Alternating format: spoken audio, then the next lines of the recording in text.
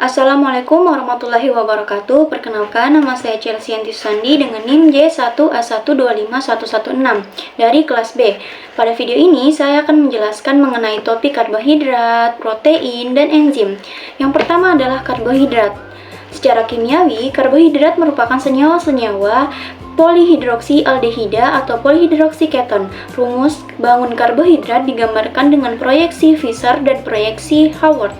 Pertama adalah monosakarida atau gula sederhana, merupakan karbohidrat yang paling tidak dapat dipecah lagi menjadi bentuk yang lebih kecil. Contohnya glukosa, fruktosa, dan galaktosa.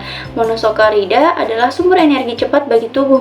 Dua adalah disakarida, terdiri dari dua molekul monosakarida yang berikatan melalui reaksi kimia. Contohnya maltosa, sukrosa, laktosa. Disakarida harus dipecah menjadi monosakarida sebelum dapat digunakan oleh tubuh. Yang ketiga adalah polisakarida, terdiri dari rantai panjang monosakarida yang fungsi utamanya yaitu sebagai cadangan energi dan penyusun struktur tumbuhan. Contohnya pati, amulase, berfungsi pada makanan seperti nasi, ketan, kentang, jagung.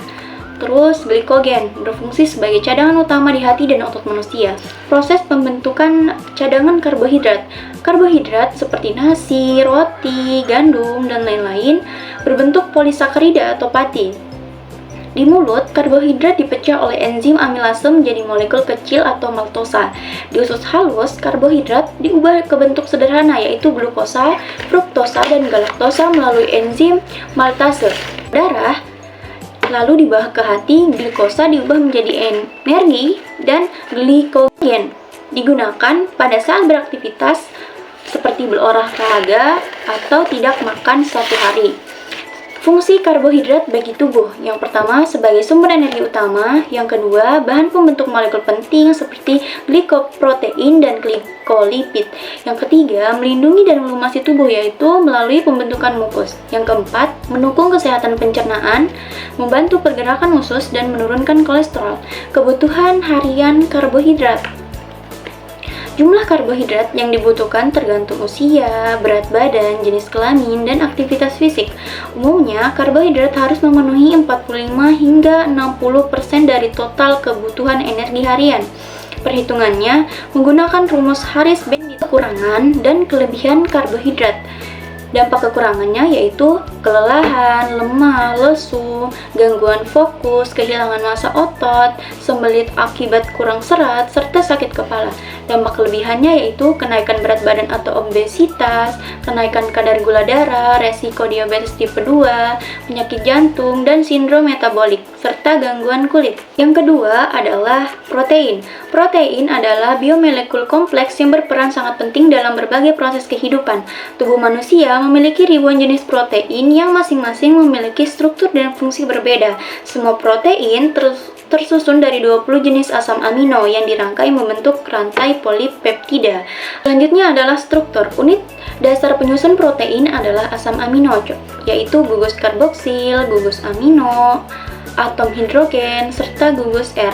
Asam amino berikatan satu sama lain melalui ikatan peptida, membentuk rantai polipeptida. 4 tingkatan struktur. Yang pertama, struktur primer, urutan linear asam amino, menentukan semua struktur dasarnya, dari sekunder hingga kuarter. Jika urutan berubah atau mutasi, fungsi protein bisa berubah total.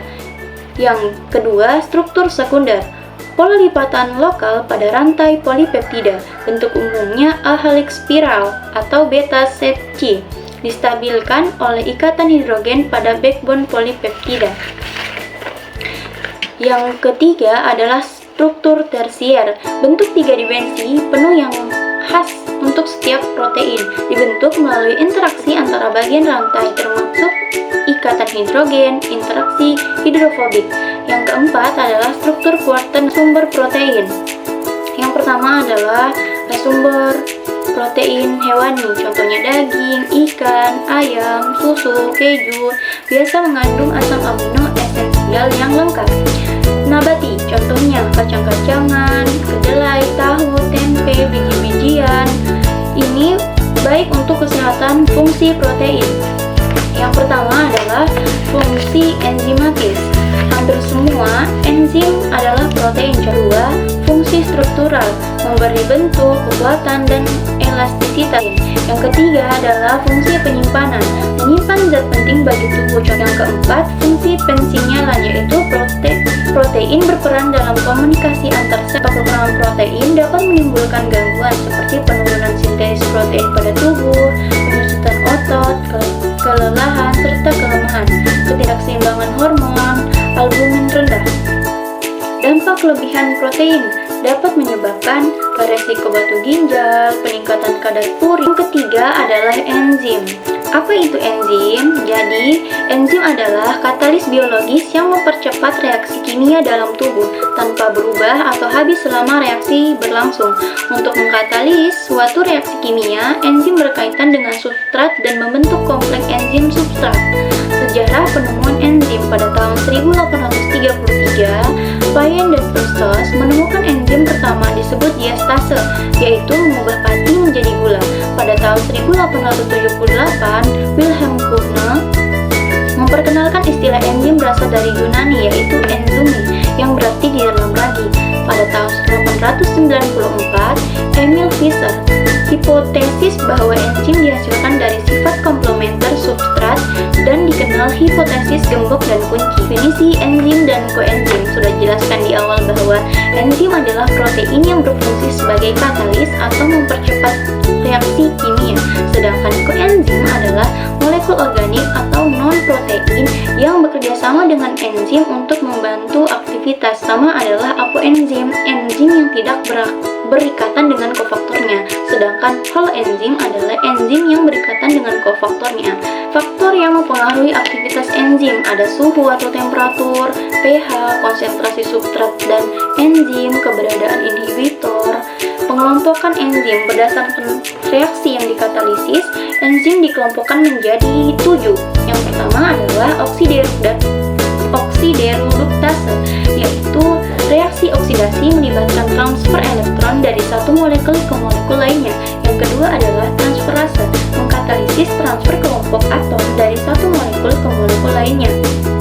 Hidrolase, yaitu reaksi hidrolisis melibatkan pembelahan substrat oleh air, serta diase, mengkatalisis penambahan gugus pada ikatan rangkap melalui penghilangan gugus.